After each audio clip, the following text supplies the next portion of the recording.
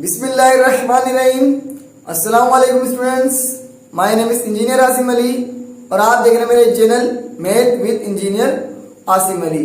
जैसे कि आप सबको मालूम है, कल हमने एक्सरसाइज नंबर 17.5 के क्वेश्चन नंबर 6 पर हमने वीडियो को एंड किया था।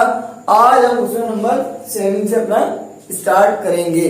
अभी हमारे पास क्वेश्चन नंबर 7 दिया हुआ है, if relation R is equal to x, y slash y is equal to 2x plus 5 in z, यानी z का मतलब integer, then find range if domain is this value। यानी हमारे पास नंबर 1 कंडीशन दी हुई है कि रेंज मालूम करें, डोमेन आपको ये दी है। अब हमारे पास देखिए सवाल के अंदर ये दी हुई कंडीशन, तो सबसे पहले आपने कंडीशन लिख लेनी है कि solution y is equal to 2x plus 5।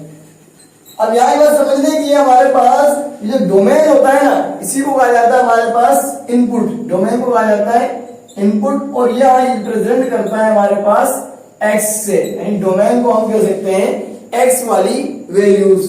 अब यहाँ पर हमें करना ये है कि डोमेन की जितनी भी वैल्यूज है वो यहाँ इसके अंदर पुट करनी है ताकि हमारी रेंज मालूम हो जाए। रेंज हमारे पास होती है y, तो हमने यहाँ लिख दिया put x is equal to -2, -1, 0, 1 and 2। क्योंकि हमारे पास ये तमाम डोमेन है तो इसके अंदर पुट करते जाएंगे तो क्या करके हमारे पास रेंज निकलती जाएगी।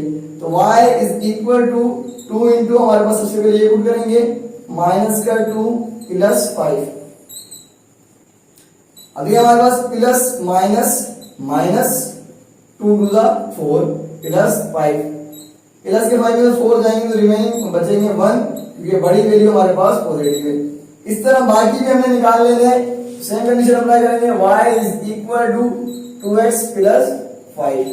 हमारे पास देखिए x की सेकंड वैल्यू दी हुई है हमारे पास -1, तो यहाँ पर लिखते हैं 2 -1 ब्रैकेट के अंदर प्लस 5।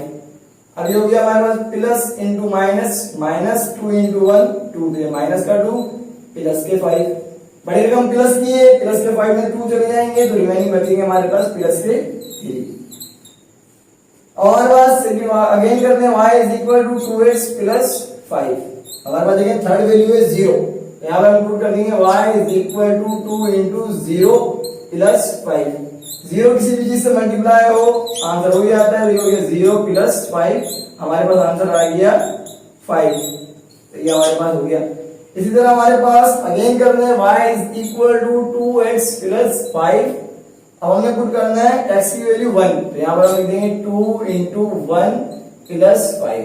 अब 2 इंटू 1 क्या होगा 2 और प्लस का 5, तो 2 प्लस 5 कितना हो गया हमारे पास 7।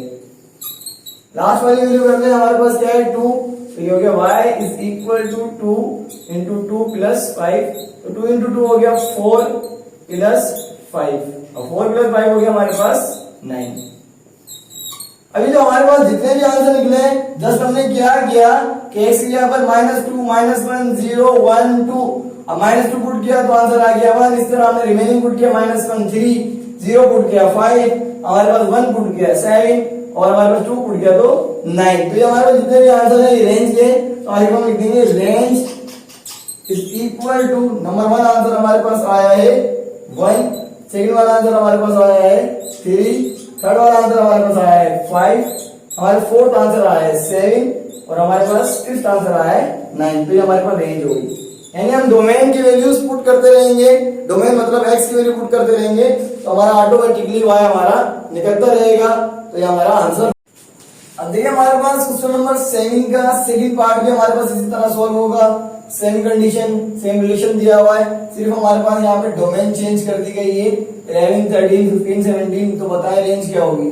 सेम से हमारा दोबारा कंडीशन बता रहा है y is equal to 2x plus 5। तो मैंने बताया था तमाम वैल्यूज x की हैं, तो हमने जस्ट क्या करना है x की जगह पे पहले 11 पुट किया तो ये 2 into 11 हो गया 22 प्लस 5 27, तो हमारा फर्स्ट आंसर आ गया 27। इसी तरह हमने 13 पुट किया तो हमारा सेकंड आंसर आ गया 31। इसी तरह 15 पुट किया तो हमारा आंसर आ गया 35। इसी तरह 17 पुट किया तो हमारा आंसर आ गया 39। तो ये हमारे पास लास्ट में इसको सॉल्यूशन चेंज भी कह सकते हैं और हम ये भी कह सकते हैं हमारे पास वही रेंज। यानी आप डोमेन को पुट करते जाएंगे यानी कि x पुट करते जाएंगे, आपको रेंज मिलती रहेगी यानी कि y मिलता रहेगा। तो ये हमारा आंसर हो।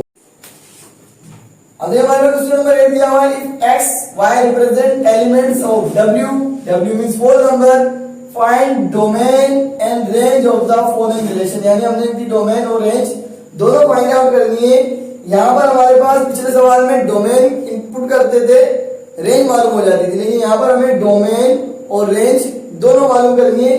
लेकिन यहाँ बता दिया एलिमेंट जो है आपके होल नंबर है। सॉल्यूशन करें तो हमने सबसे पहले लिखना है कि W दिए हैं एलिमेंट हमारे पास जो कि हैं 0 से स्टार्ट होता है whole number 0 1 2 dot dot dot up to infinite. अब सबसे पहले हम कंडीशन तो आ लेते हैं, वो क्या है हमारे पास 3x plus y is equal to 11, तो 3x plus y is equal to 11। अब देखिए हमारे पास मैं लेता हूं क्योंकि हमारे पास उसने बताया एलिमेंट जो है वो हमारे पास होल नंबर है, तो मैं अगर x को इनपुट है हमारे पास तो मैंने यहाँ ले लिया x की यहाँ पर 0। अभी हमें 11 बनाना है तो 3 इंटू 0, 3 इंटू 0 हमारे पास क्या हो जाएगा 0। बाकी रिमेनिंग 11 बनाने के लिए कंडीशन इक्वल करने के लिए y की वैल्यू क्या होनी चाहिए 11। तो हमारे पास पहला आंसर आ गया कि मैंने 0 लिया x तो मेरा y उस वक्त क्या हो रहा है 11, क्योंकि कंडीशन को भी ट्रू करना है बोथ साइड। इसी तरह हमारे पास सेकंड कंडीशन के अंदर ले लें, अगर मैं x को पुट करता हूं 1 तो देखिए 3 इंटू 1 हो गया 3, तो मुझे 11 बनाने के लिए रिमेनिंग चाहिए होंगे कितने 8, तो यानी कि मेरे पास x हो गया 1 और उस वक्त y हो गया मेरे पास 8। इसी तरह हमारे पास एक और कंडीशन बना लें 3x plus y is equal to 11। अब हमने क्या करा x को चेंज कर दिया, हमने 2 लिख दिया 3 इंटू 2 तो ये हो गया 6, बाकी y क्या बचेगा 5, यानी हमारे पास हो गया आंसर 6,5। इसी तरह हमारे पास 3x प्लस y अगेन उतार लेते हैं 11 के बराबर है। अब मैं लिखता हूं x की वैल्यू 3 इंटू 3 9, तो y कितना हो जाएगा रिमेनिंग 2, तो हमारे पास आंसर आ गया 3,2, यानी 11 कंडीशन को ट्रू करना है। इसी तरह अगर मैं ले लेता हूं 3 इंटू एक्स की जगह 4 12, तो ये तो हो जाएगा ज्यादा, तो यहां तक हमारी कंडीशन हो गई एंड, क्योंकि हमारे पास अब अगर हम आगे पुट करेंगे तो हमारा आंसर हो जाएगा 11 से आगे चला जाएगा। तो यहाँ हमारे पास ये 4 आंसर जो है आपके बन चुके हैं। अब ऑर्डर पेयर बन चुके हैं हमारे पास, ये ऑर्डर पेयर में फर्स्ट एलिमेंट होता है, ये फर्स्ट एलिमेंट ये हमारे पास कहलाता है डोमेन। तो यहाँ हम लिख देंगे domain is equal to bracket के अंदर वो है 0 1 3 6 और रेंज में बताया था ऑर्डर पेयर का सेकंड एलिमेंट होता है, तो यहाँ पर ऑर्डर पेयर का सेकंड एलिमेंट हमारे पास तरतीब के साथ से पेज आए 2, फिर हमारे पास है 5, फिर हमारे पास है 8, फिर हमारे पास है 11, तो ये हमारा आंसर हो गया। अभी हमारा क्वेश्चन नंबर 8 का जो मैंने सेकंड पार्ट पहले से सोल्व कर लिया है, क्योंकि हम इसका वन पार्ट समझ चुके हैं, तो सेम रिजल्ट होगा। यहाँ कंडीशन दी हुई है x minus Y equal to 6, तो हमने कंडीशन उतार ली। रिलेशन हमारे पास इसके एलिमेंट हुए हैं होल नंबर के बराबर, तो हमने होल नंबर लिख दिए 0 1 2 अप टू इनफाइनाइट। अब सेम कंडीशन अप्लाई करनी है। अधिक अगर मैं इनपुट पुट करता हूँ 6 तो मुझे यहाँ 0 रखना पड़ेगा ताकि कंडीशन ट्रू हो। अगर मैं लिखता हूँ 7 यहाँ रखना पड़ेगा 1, यहाँ रखता हूँ 8 यहाँ रखना पड़ेगा 2, यहाँ रखता हूँ 9 यहाँ रखना पड़ेगा 3, यहाँ रखता हूँ 10 यहाँ रखना पड़ेगा 4। इस तरह मेरे पास चलता जाएगा, ये भी हमारे पास आंसर चलता जाएगा। तो हमारे पास यहाँ पे बनेंगे, अगर इसकी डोमेन बना लें तो इसकी डोमेन हमारे पास हो जाएगी जिसको हम कहते हैं x, वो हमारे पास क्या है वो है 6 7 8 9 10 अप टू इनफाइनाइट। तो हम कहेंगे 6 7 8 9 डॉट डॉट डॉट। ठीक है, इस तरह हमारे पास रेंज हो जाएगी जो कि हमारे पास होता है y। रेंज देखना हमारे पास ऑर्डर पेयर सेकंड एलिमेंट 0 1 2 3 4 ये कंटिन्यू चल रहा है, यानी 0 1 2 3 4 डॉट डॉट डॉट। तो ये आंसर हो गया। और 9 का सॉल्यूशन कर लेते हैं। हमें दिया हुआ if f is equal to a to b is the function given by f, ये हमारे पास हमें फंक्शन दिया हुआ है जिसका एक रिलेशन दिया हुआ है आपको। अब बोला here a is equal to 1 2 3 4 और b is equal to natural number, यानी हमारे पास दो सेट्स हैं a and b, a 1 2 3 4 b natural number है जिनका एक रिलेशन दिया हुआ है। यहाँ बताना then write its domain codomain and range, यानी आपने क्या करना है इसकी डोमेन को डोमेन और आपने रेंज बतानी। हमने बताया था कि ऑर्डर पेयर अभी जितने भी है ऑर्डर पेयर फॉर्म में इनका फर्स्ट एलिमेंट अगर हम देखें फर्स्ट एलिमेंट 1 2 3 एंड 4 तो ये हमारे पास हो जाएगी डोमेन। हम पहले ही पढ़ चुके हैं डोमेन हमारे पास ऑर्डर पेयर का फर्स्ट एलिमेंट होता है domain of R is equal to यानी हमारे पास domain of function is equal to हमारे पास दिया हुआ 1 2 3 एंड 4। अब हमने पढ़ा था कि रेंज हमारे पास होती है ऑर्डर पेयर का सेकंड एलिमेंट। तो यहाँ पर ऑर्डर पेयर का सेकंड एलिमेंट क्या है 5 6 7 एंड 8। तो यहाँ लिख देंगे रेंज ऑफ फंक्शन वो बराबर है हमारे पास 5 6 7 8 के। अब हमारे पास थर्ड चीज मालूम करिए कोडोमेन। अच्छा कोडोमेन हमारे पास क्या होता है जब दो सेट्स आपस में रिलेशन कराए जाते हैं, जो सेकंड आपका सेट होता है वो कोडोमेन कराता है। हमारा जो भी सेट होगा सेकंड वो हमारे पास कोडोमेन कहलाता है। तो यहाँ पर जो हमारा सेकंड सेट है वो b equal to natural number, तो हम कह देंगे codomain is a natural number. यानी जब आप कार्टेशियन प्रोडक्ट कराएंगे किसी सेट की मल्टीप्लिकेशन कराएंगे, जो सेकंड वाला सेट होगा जो भी होता है वो हमारे पास कोडोमेन कहलाता है। अब आ जाते हैं हमारे यहाँ कंडीशन मालूम करनी है f(2) किसके बराबर है एंड f(4). अब देखिए यहाँ पर f(2) का मतलब है जो आपका सेकंड एलिमेंट, तो वो f(2) और उसका आंसर क्या आ रहा है कि ये डोमेन आपका इनपुट होता है यानी x और रेंज हमारे पास आउटपुट होता है यानी कि उसका आंसर। तो f(2) पे यानी 2 पर आंसर क्या आ रहा है 6, तो हम लिख देंगे f(2) इज इक्वल टू 6, क्योंकि आप 2 इनपुट पुट करोगे तो आउटपुट 6 मिल रहा है। इसी तरह हमारे पास सेकंड है f(4) यानी कि f(4) का मतलब 4 का आंसर हमारे पास आ रहा है 8, तो लिख देंगे f(4) इज इक्वल टू 8, तो ये हमारा आंसर हो गया। तो ये हम सेकंड पार्ट कर लेते हैं जिसमें हमें रिलेशन दिया हुआ R2 ये कंडीशन सेम वही काम करना है। सबसे पहले आपने डोमेन निकाली, डोमेन आपने निकाला तो इसमें डोमेन आ रही 0 1 2 3 एंड 4।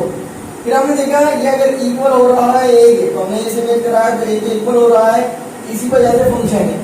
अब ये फंक्शन की कौन सी टाइप है, इसके लिए हमने रेंज को निकाल देखा तो रेंज आ रही है हमारे पास 2 4 6 8, यानी हमारे पास ऑर्डर पे सेकंड एलिमेंट होता है वो रेंज होता है।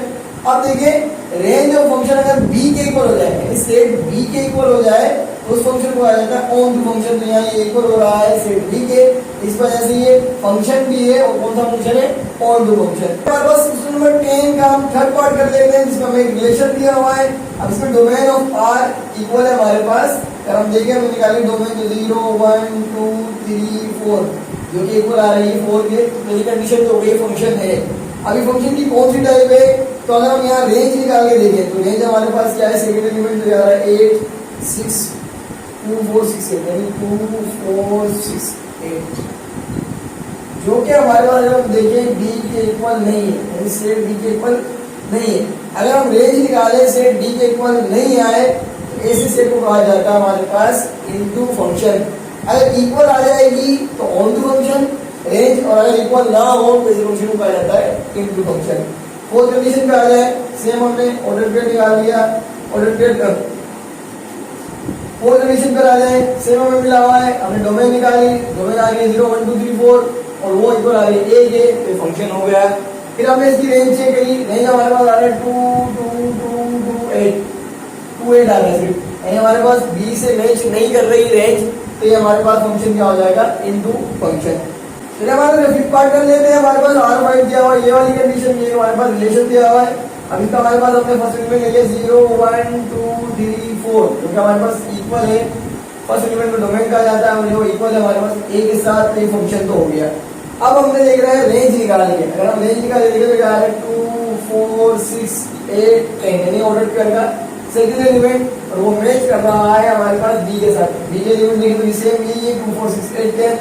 अगर हमारे पास क्या नाम है रेंज बराबर आ जाती है b के इक्वल तो वो ऑन टू होता है। और यहाँ अगर हम देखें तो हर पर्टिकुलर इमेज के हमारे पास यानी कि डोमेन की एक रेंज है, डोमेन की एक रेंज है, तो ऐसा फंक्शन जिनकी हमारे पास क्या हो हर डोमेन की सिंगल रेंज हो उसको कहा जाता है 1 1। और एट दैट सेम टाइम अगर हमारे पास उसी फंक्शन की रेंज निकाली जा रही हो तो b के इक्वल आ जाए, क्योंकि रेंज b के इक्वल आता है तो उसको हम कहते हैं ऑन टू फंक्शन। तो ये दोनों कंडीशन को सेटिस्फाई कर रहा है, इस वजह से फंक्शन को कहा जाएगा ये 1 1 भी है, ये ऑन टू भी है।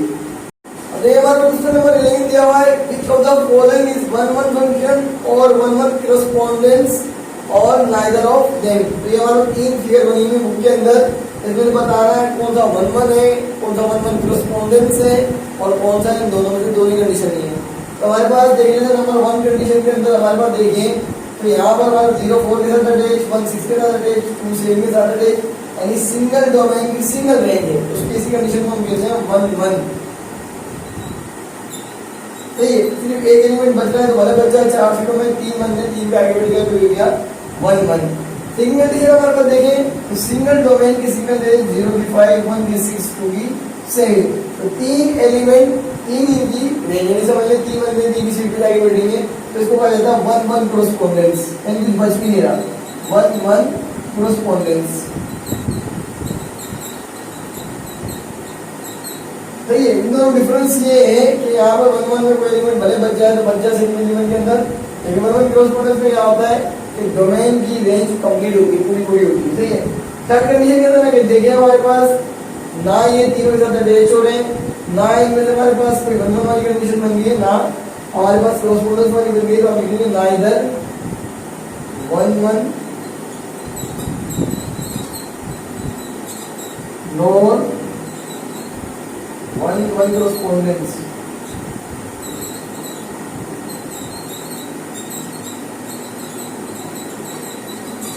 इसका आंसर हो गया। क्वेश्चन नंबर 12 का सॉल्यूशन कर लेते हैं। हमारा दिया हुआ if p is equal to abc, q is equal to xyz, r is equal to pqrs, then find number first condition है हमारे पास दी हुई है a function f from p into q, यानी हमें p into q फंक्शन बनाना है, into function बनाना है।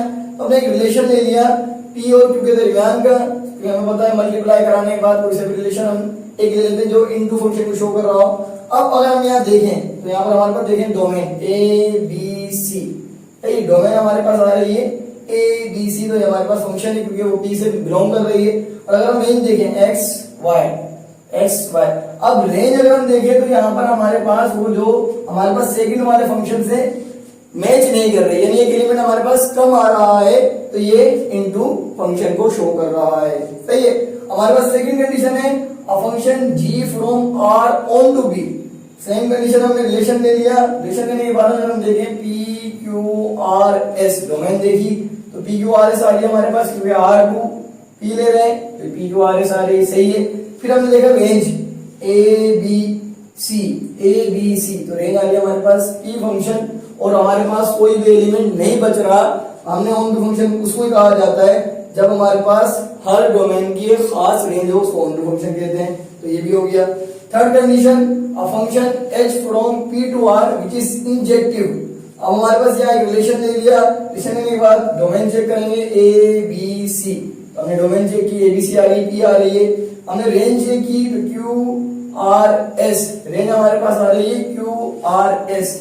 एक element इसका बच रहा है p, यानी हमारे पास एग्जैक्टली मैच नहीं कर रहा, तो इसको हम कहते हैं इंजेक्टिव फंक्शन। यानी हमारे पास इंजेक्टिव फंक्शन उसको कहा जाता है कि हमारे पास फंक्शन 1-1 तो हो, लेकिन उसके अंदर जो हमारे पास रिमेनिंग एक एलिमेंट भले बचता है तो बच जाए, उस फंक्शन को हम कहते हैं इंजेक्टिव फंक्शन।